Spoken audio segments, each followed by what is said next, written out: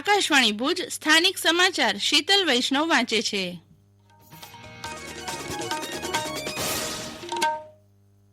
નમસ્કાર. સમાચારના આરંભે કોરોના સામેની રાષ્ટ્રની એકજૂટ લડતમાં આપ પણ જોડાઓ અને કોરોનાથી બચાવ તથા સુરક્ષાના 3 સરળ ઉપાય અપનાવો. હંમેશા માસ્ક પહેરો, 2 ગજની દૂરી એટલે કે સામાજિક અંતર જાળવો અને હાથ તથા મોંની સ્વચ્છતા જાળવો. હવે સમાચાર.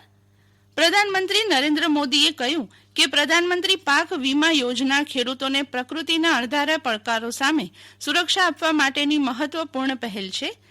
પ્રધાનમંત્રી પાક વીમા યોજનાને 5 વર્ષ પૂર્ણ થયાના અવસરે લાભાર્થી ખેડૂતોને અભિનંદન આપતા પ્રધાનમંત્રીએ કહ્યું કે 5 વર્ષમાં આ યોજનાનો વ્યાપ વધ્યો છે અને ખેડૂતોનું જોખમ ઘટ્યું છે. દરમિયાન કેન્દ્ર સરકારે ખેડૂતોને પ્રધાનમંત્રી પાક વીમા યોજનાનો લાભ લેવા અપીલ કરી છે. ઉલ્લેખનીય છે કે 13 જાન્યુઆરી 2016ના રોજ શરૂ થયેલી આ યોજનામાં ખેડૂતોને સૌથી ઓછા પ્રીમિયમ પર પાકના જોખમો સામે સુરક્ષા મળે છે. આ યોજના હેઠળ ખેડૂતોના હિસ્સાથી વધુ પ્રીમિયમ કેન્દ્ર તથા રાજ્ય સરકાર ભોગવે છે. દેશમાં 16 જાન્યુઆરીથી રસીકરણ અભિયાન શરૂ થઈ રહ્યું છે, જેના ભાગરૂપે આજે રાજકોટ એરપોર્ટ ખાતે રાજકોટ રિજિયન માટે કુલ 77,000 ડોઝનો જથ્થો આવી પહોંચ્યો હતો. કૃષિ મંત્રી શ્રી આર.સી. ફળદુએ શ્રીફળ વધેરીને સ્વાગત કર્યું હતું. સાંસદ મોહનભાઈ કુંડારિયા પણ ઉપસ્થિત રહ્યા હતા. આ પ્રસંગે જિલ્લા કલેક્ટર શ્રી રેમ્યા મોહને જણાવ્યું કે રાજકોટ ખાતે કોરોના વેક્સિનના ડોઝ આવ્યા છે, જેને વિભાગીય આરોગ્ય નિયામકની કચેરી ખાતે સ્ટોરેજ કરવામાં આવ્યા છે. પ્રથમ તબક્કામાં હેલ્થકેર વર્કર્સને વેક્સિન આપવામાં આવશે. અત્રે ઉલ્લેખનીય છે કે કોવિડ વેક્સિન કોવિશિલ્ડના સિરમ ઇન્સ્ટિટ્યૂટ ઓફ ઇન્ડિયા દ્વારા બનાવવામાં આવી છે. જિલ્લા અને મહાનગરપાલિકાના વેક્સિન સ્ટોર તેમજ કોલ્ડ ચેઇન પોઈન્ટ સુધી પહોંચાડવા માટે ખાસ વાન દ્વારા વેક્સિન સપ્લાય કરવા માટેનું આયોજન સુનિશ્ચિત કરવામાં આવ્યું છે. દરમિયાન કચ્છ જિલ્લાને 16,000 ડોઝની ફાળવણી કરાઈ છે અને ડોઝનો જથ્થો આવતીકાલે ભુજ આવી પહોંચશે એવું જિલ્લાના આરોગ્ય અધિકારી ડોક્ટર પ્રેમકુમાર કન્નરે જણાવ્યું હતું. રસીની ફાળવણી મુજબ કચ્છ ઝોનમાં 2જા અને રાજ્યમાં 6ઠા ક્રમાંકે છે. વેક્સિનેશનનો મુખ્ય કાર્યક્રમ જિલ્લા મથકે જીકે જનરલ હોસ્પિટલ ખાતે યોજાશે. શિક્ષણ મંત્રી ભૂપેન્દ્રસિંહ ચુડાસમાએ જણાવ્યું છે કે રાજ્યને બિન સરકારી અનુદાનિત કોલેજોમાં કેન્દ્રીયકૃત રીતે 44 જેટલા વિષયો માટે 927 અધ્યાપક સહાયકોની ભરતી સત્વરે હાથ ધરાશે. તેમણે ઉમેર્યું હતું કે આ ભરતી માટે તારીખ 20 જાન્યુઆરી 2021 સુધી ઓનલાઈન અરજી કરવાની રહેશે.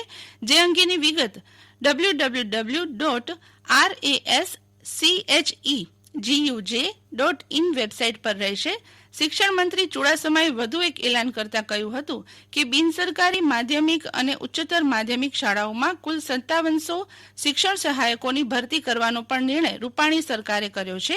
જે મુજબ નવી બિન સરકારી અનુદાનિત ઉચ્ચતર માધ્યમિક શાળાઓમાં 3,382 અને માધ્યમિક શાળાઓમાં 2,307 શિક્ષણ સહાયકોની નિમણૂક થશે. રાજ્યના ચૂંટણી આયોગને શ્રેષ્ઠ રાજ્ય ચૂંટણી આયોગનો પુરસ્કાર એનાયત કરાયો છે.